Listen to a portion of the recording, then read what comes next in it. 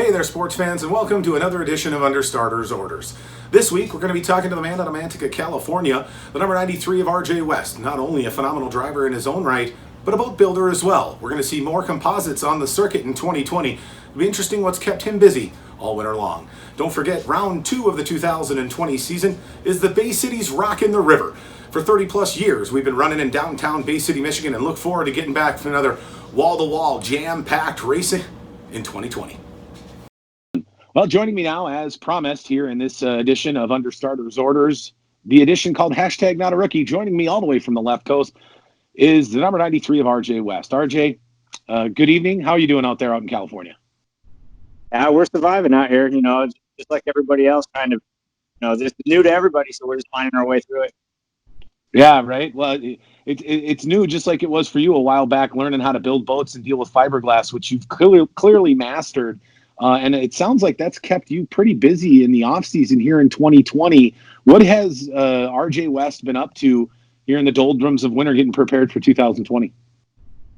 We've been building boats. We got more orders than I really thought that we were going to get. The boat performed really well, for myself and being a Formula One rookie, let's say, but so we sold some boats because the boat showed performance and it showed promise. And so, that's what's been on the docket since we stopped racing in Colorado. We've been building boats and then refining our own as well. Oh, for sure. Yeah. And no surprise, I think, when we wrapped up the 2019 season down in New Orleans, Louisiana, there was a lot of talk about composite craft and how it performed. Talk about how did it meet your expectations? Maybe not the racing itself, but the boat more particularly, because it was new. So we understand there's going to be some ups and downs, but clearly it performed well enough that it's kept you very busy in the off season. Yeah, the speed was there, and that's paramount. The first thing you got to have is speed. It performed well. I don't have any bad habits, so I'm new to Formula One this year. So I haven't driven a Hoffman or a Siebold or a Grand Prix. So what I'm learning is what I'm learning. I've worked quite a lot with Dave DeWald. We spent a lot of time watching boats race in the dock when we were overseas, and I kind of know what he wants with propeller builders, as far as boat efficiency and stuff like that. And that's right. Really what I angled. That's what I angled for, was to have a really efficient boat and more than anything else, safety. The crash boxes were put in as a primary piece of this boat and built around that. That safety is number one, because I'm in this boat. I got to go to work on Monday. So, everything really was really, really good this year. We learned a lot. We learned every race. Every time we hit the water, we learned stuff. Absolutely. And I think I would guess, you let me know, that was one of the main goals, right? I would be hard pressed that you would be looking to, win every race or be on the podium. That's nice as it happened, obviously, like you saw in Port Neches in the opening round. But it seemed like you seemed to be in pretty good spirits throughout the year, just with the growth of the team and the package, along with the new boat. Yeah. We had a empty notebook. We've been running 45s for so long. When there was a problem, we knew what to do. We knew where to go.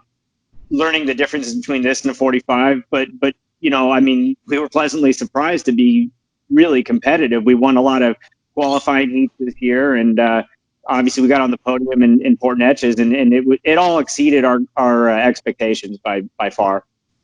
Right. Super excited to watch you out there. But it seemed like there was more than one time where that boat really was pressing that ragged edge, as we call. Do you like him like that? Or was that just, dialing in a brand new, like you said, blank notebook and trying to really dial the boat in? Well, it's a lot of things. The boat was free at times, but the big difference, one of the differences between the SST 45 and the Formula One is, in the 45, we put on the fastest prop that had the best speed and the best lap time. Well, that's not the case in this class. What I've come to find out is handling is paramount. And even if you're 2 or 3 tenths off with a particular prop, it might be a better prop. I've kind of made myself set a standard now. When I go out and run, if I can't lay down my best lap in 1 or 2 laps, then I'm taking the prop off, because I don't want to keep saying, give me another try, give me another try. It's not the prop. Right. Handling is paramount in this for sure. Yeah, I mean, there are times where you're 5, 6, 7 deep in a corner, and a little bit of acceleration here or a little bit of handling on a prop I can imagine make a huge difference on how you exit in comparison to the other competitors that you're shoulder to shoulder with. Yeah, for sure. If you can't, like I say, if you can't lay down one of your best laps right off the get go, you got to take that prop off. Right on. So saying that, a little wild, you found out, you learned a lot of things. It was a really good 2019. How do you take all that, package it together, and really look to drive some stuff for 2020? What are the goals for RJ West, Composite Craft Race Boats, and Chuck Skelton Racing? The goals, I actually jotted, not really goals, but I guess you call them goals. We need to be more consistent. We need to finish races. That's Right. First and foremost. I mean, we were running in podium spots several times this year, and you forget about it because we were out of the race a few minutes in or halfway through or whatever. So that's goal number one. Right.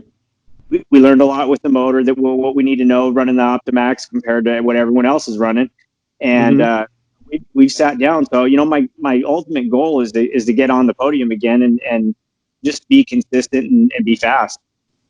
Absolutely. And I think that consistency is going to do nothing but probably keep you a heck of a lot busier in 2021 than you were in 2020. Couple of kind of fun pieces here. We're all kind of relegated to hunkering down at the house. So we got options: is you cook at home or takeout. I'm a Minnesota guy, so takeout here might look a lot different. RJ West, what's your choice? What's your go-to takeout? I'm cheap, man. I do ramen, but I do like me some Mexican food for sure. Real Mexican food. Yeah, well, I don't know if I'm getting a whole lot of real Mexican food up here in Minnesota. Maybe sometimes. But yeah, and ramen's not something that we have here. We talked earlier before we got on the air a little bit about we have a pho versus ramen, similar but still different. Have you had your fill of ramen here, running to get takeout on lunches while you're working and trying to keep yourself busy?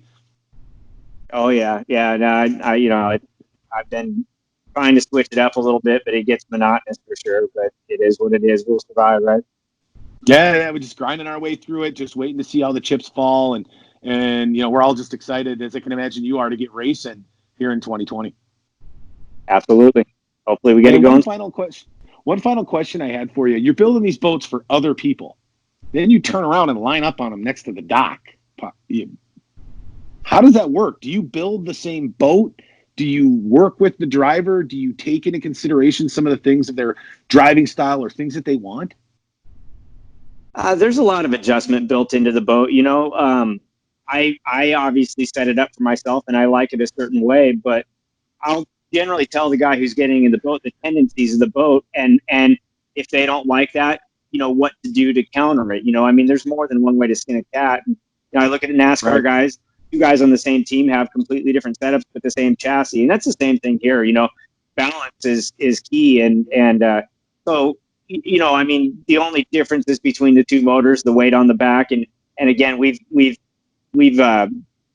accounted for that, and so depending upon what kind of motor they're going to run, we'll figure it out, and it'll be good. Yeah, absolutely. Well, hey, who knows? They talk. I know you guys talk extensively about the Opti not getting off the dock quite as fast, but in some of these NGK races, not getting into the corner with 6, 7 other guys in the first lap tends to actually do you a lot of good.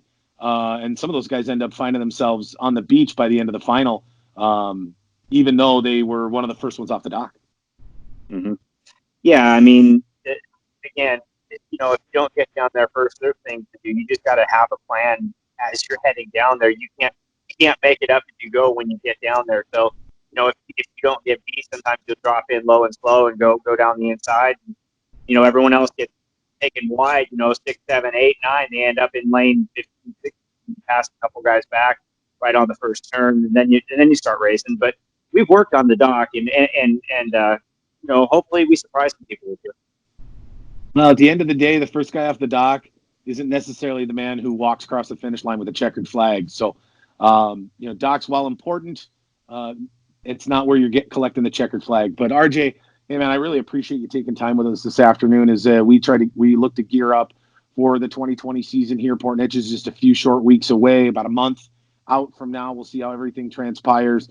But I really appreciate you taking time from your busy schedule there at the Composite Craft Race Shop and do all the different composite work that you do for all the different types of racing, and the growth that you've provided for the NGK series with the addition of 3 other brand new composite crafts here for 2020. Thank you. I appreciate it. Thanks for having me. Right on, man. He is RJ West. I am Thomas Yarborough. This is Under Starters Orders, and we'll check you next week. Thanks, RJ. See you.